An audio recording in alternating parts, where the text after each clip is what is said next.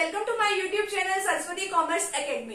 तो फ्रेंड्स, आज हम करने वाले हैं अपना बिजनेस स्टडीज का चैप्टर नंबर 1 और उसका करने वाले हैं पार्ट नंबर 3। ठीक है, हम इससे पहले अपने 2 वीडियो सेशंस में डिस्कस कर चुके हैं। इसके ऑलरेडी जो 2 पार्ट्स जो है हमने वो ऑलरेडी कर लिए। अगर आपको उनका लिंक चाहिए तो आपको डिस्क्रिप्शन बॉक्स में मिल जाएगा, तो आप वहां से देख सकते हैं उनको और अपने कंसेप्ट जो है क्लियर कर सकते हैं, अच्छे से समझ सकते हैं। और आज का जो हमारा कंसेप्ट है, ठीक है, वो क्या है, यानी कि आज हम किस टॉपिक के बारे में बात करेंगे? Importance of management. मैनेजमेंट की क्या इंपॉर्टेंस है?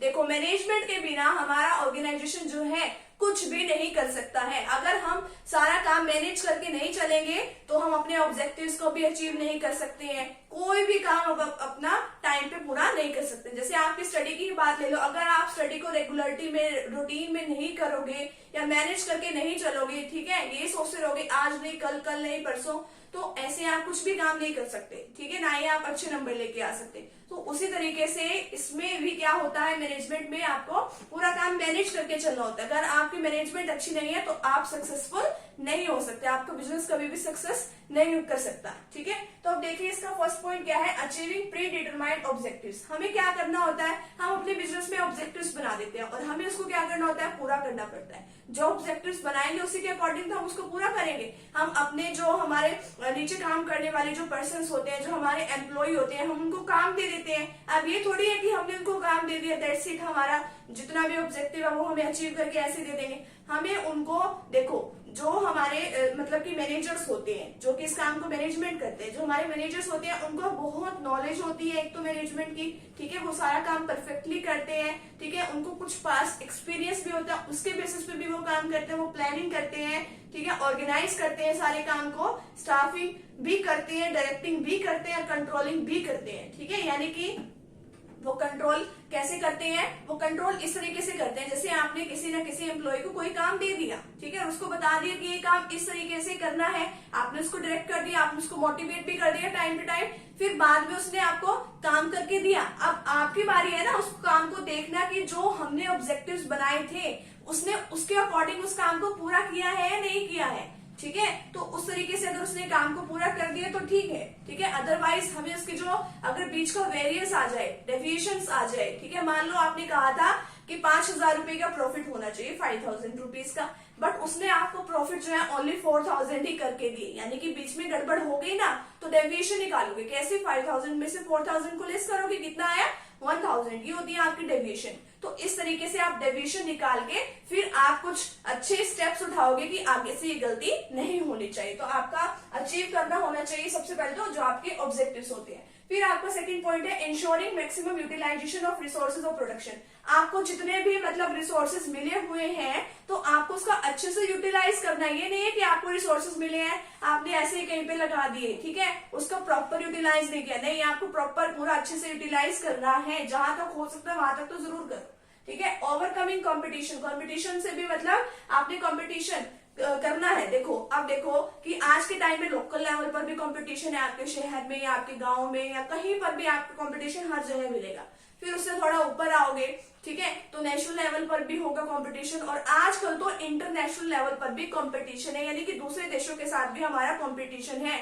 तो इस कंपटीशन वाले इसमें तो आप कैसे अपने आप को ओवरकम कर सकते हो, आपको अपने कस्टमर्स को, ठीक है, अच्छा माल प्रोवाइड करना है, कम रेट पर भी प्रोवाइड करना है, ठीक है, और अच्छी क्वालिटी का भी होना चाहिए। तो सारे फैक्टर्स को ध्यान में रखकर ही तो हमारे जो कस्टमर है बनते हैं। तो आपको ओवरकम भी करना है कंपटीशन को, आपको सबसे बेस्ट जो प्रोडक्ट है वो भी देना है अपने कस्टमर को, ठीक है, तो आपको सारी बातों को ध्यान में रखना पड़ेगा। नेक्स्ट है ensuring integration with changing environment. अब देखो, एनवायरमेंट तो टाइम टू टाइम बदलता रहता है, आज कुछ है कल कुछ होगा, परसों कुछ होगा, ठीक है, नई नई टेक्निक्स भी आ रही है, ठीक है, और कुछ न्यू बिजनेस सेटअप होते हैं वो भी नई टेक्निक्स के साथ आते हैं। तो आपको सब कुछ मैनेज करके चलना है, आपको भी अपने एनवायरनमेंट के अकॉर्डिंग काम करना है, क्योंकि आजकल के कस्टमर ऐसे नहीं होते जो आपने उनको प्रोवाइड कराया वही डेली, नहीं, उनकी भी डिमांड्स बहुत सारी होती है, यहाँ से लेंगे वहां से ले लेंगे, तो आपको उनको अच्छे तरीके से लेके चलना है और अच्छे से आपको एनवायरनमेंट के साथ डीलिंग करनी है। ठीक है, नेक्स्ट है maintaining the sound organisational structure.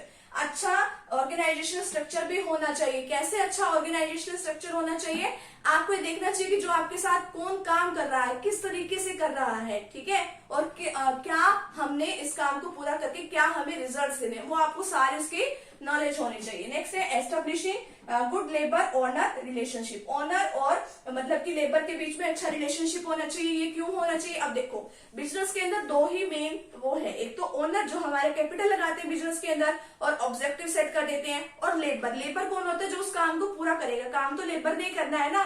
तो उन दोनों को अपने आप में यानी कि अच्छा रिलेशनशिप बना के चलना है। क्यों अच्छा रिलेशनशिप बनाना है? देखो कि अगर लेबर नाराज होकर चला गया तो उसका काम कौन करेगा? उस ओनर का, ठीक है।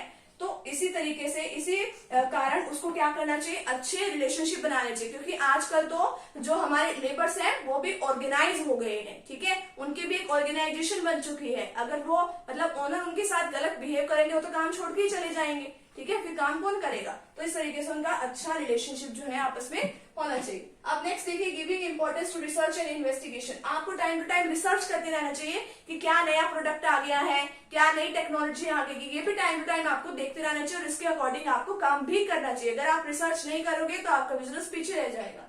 नेक्स्ट है फुलफिलिंग द सोशल रिस्पॉन्सिबिलिटी। आपको सोसाइटी को भी देख के चलना पड़ता है।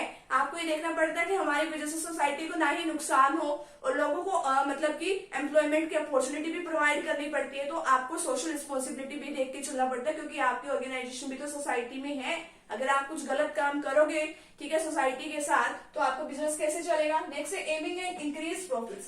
आपका एम होना चाहिए कि आपको प्रॉफिट जो है ज्यादा से ज्यादा इंक्रीज करने हैं और अपने कस्टमर्स को भी अच्छी से अच्छी फैसिलिटी जो है प्रोवाइड करानी है, ठीक है। उनको कम कॉस्ट पर भी कोई ना कोई जो चीज है वो आपको अवेलेबल करानी पड़ेगी। या तो आप कॉस्ट कम कर सकते हो, ठीक है, या फिर आप ज्यादा से ज्यादा सेल कर सकते हो। आप ज्यादा से ज्यादा सेल करना तो देखो आपके हाथ में नहीं है, बट आप प्रोडक्शन करके, ठीक है, मैक्सिमम प्रोडक्शन करके आप जो है अपने उसको जो अपनी कॉस्ट है वो आपकी कम हो जाएगी, तो आप कॉस्ट को कम करके अपने प्रॉफिट्स वगैरह को बढ़ा सकते हो। तो ये है आज का हमारा टॉपिक, इंपॉर्टेंस ऑफ मैनेजमेंट। तो इस तरीके से हमारा चैप्टर नंबर 1 जो है वो आज के टाइम में पूरा हो गया है। अब हम नेक्स्ट वीडियो सेशन में बात करेंगे चैप्टर नंबर 2 की। तो मिलते हैं नेक्स्ट टॉपिक के साथ, नेक्स्ट वीडियो के साथ। Thank you very much.